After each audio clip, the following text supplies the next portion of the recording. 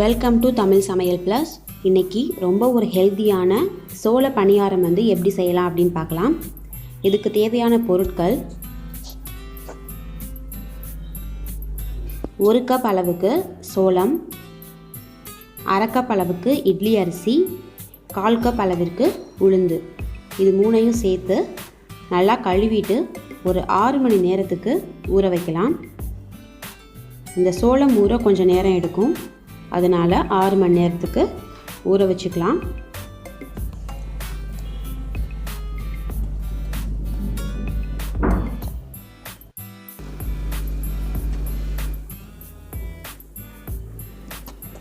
இப்போ 6 மணி நேரம் ஆயிடுச்சு. இதை கிரைண்டரில் போட்டு அரைச்சோன்னாக்க நல்லா நைஸாக அரைக்கலாம். நான் குவான்டிட்டி கொஞ்சம் இருக்கிறதுனால மிக்ஸி ஜார்லேயே போட்டு அரைச்சிருக்கேன். இந்த மாவுக்கு தேவையான உப்பும் சேர்த்து நல்லா அரைச்சி எடுத்துக்கலாம்.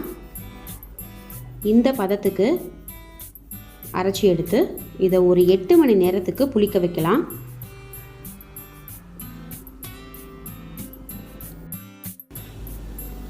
இப்போ 8 மணி நேரம் ஆயிடுச்சு. மாவு நல்லா புளிச்சிருச்சு. இந்த பணியாரம் செய்கிறதுக்கு தாளிப்பு பார்க்கலாம். இதுக்கு எண்ணெய் ஊற்றிட்டு கடுகு உளுந்து சேர்த்துருக்கேன். அதோட கடலைப்பருப்பு, வரமிளகாய் 1, ஒரு பெரிய வெங்காயம், அது எல்லாத்தையும் நறுக்கி அதோட கருவேப்பிலையும் சேர்த்து வதக்கியிருக்கேன்.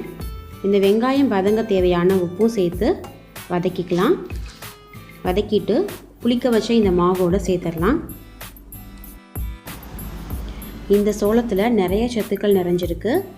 புரதம் இருக்குது, இரும்பு சத்து இருக்குது, கால்சியம் இருக்குது, அதே போல் தயமின், பி காம்ப்ளெக்ஸ், இது எல்லாமே இந்த சோளத்தில் அதிகமாக இருக்குது. நம்ம இதோட அரிசி, உளுந்து எல்லாமே சேர்த்துருக்கிறதுனால நல்ல செரிமானத்தையும் நல்லா இன்க்ரீஸ் பண்ணி கொடுக்கும். நமக்கு உடம்பை வலுப்படுத்தும். இப்போ பணிகாரம் போட்டு எடுக்கலாம்.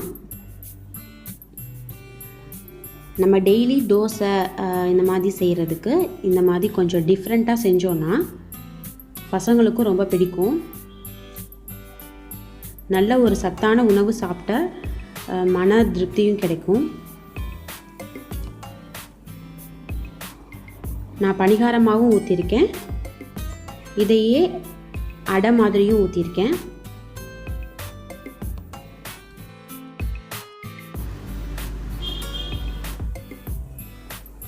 இதை குழந்தைங்களுக்கு ஈவினிங் ஸ்நாக்ஸாக கொடுக்கலாம். எல்லா வயதினருக்குமே ரொம்ப ஒரு நல்ல உணவாக இருக்கும்.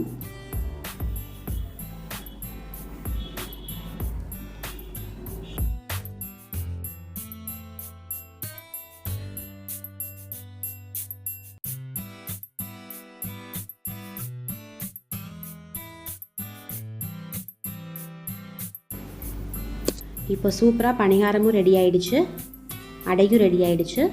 இதுக்கு சைட் டிஷ் பார்த்திங்கனாக்கா தேங்காய் சட்னி செஞ்சுருக்கேன். நல்லா சூப்பராக இருக்கும். ஸோ இதே போல் நீங்களும் செஞ்சு பாருங்கள். உங்களுக்கு ஏதாவது கமெண்ட்ஸ் இருக்குது அப்படின்னாக்கா மறக்காமல் கமெண்ட் பண்ணுங்கள். அதே போல் சேனலை சப்ஸ்கிரைப் பண்ணி வச்சுக்கோங்க. உங்கள் ஃப்ரெண்ட்ஸ்க்கெலாம் கூட ஷேர் பண்ணுங்கள். சூப்பரான இந்த ரெசிபியை செஞ்சு பாருங்கள். நன்றி, வணக்கம்.